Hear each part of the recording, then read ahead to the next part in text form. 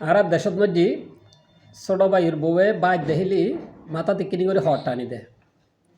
তো রমজান মাস আইলি একইভাবে বিভিন্ন টিভির সংবাদ ফাটিকা হলো মাথা তিকিনি করে হট টানি দেয়। আবার ইতারার মতো রমজান মাসের মধ্যে কিছু কিছু হানাত দোয়ানত দেখা যায় যে পর্দা টানি দিতে।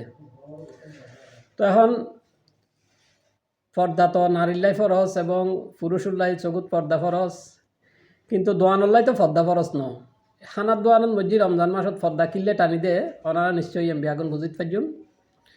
তো যদি রমজান মাসের মধ্যে এলে পর্দাশীল দোয়ান ওনারা দেখুন তাহলে এই দোয়ানিনুর ওনারা বেপর্দা করে দিবেন।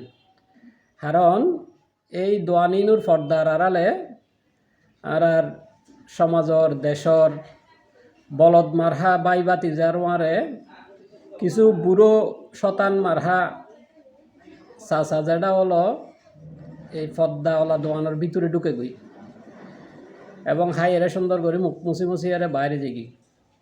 তো এই ধরনের পর্দাওয়ালা দোয়ান যদি ওনারা রোজার মাসত দেখুন তাহলে দোয়ানি নড়ে কিনে বেপর্দা করে দিবেন এবং বেপর্দা করিলে দেখবেন যে এডে পর্দার আড়ালে আর বহুত বলদ মারহা বাইবা তিজা চাচা কুড়াওয়াল আছে।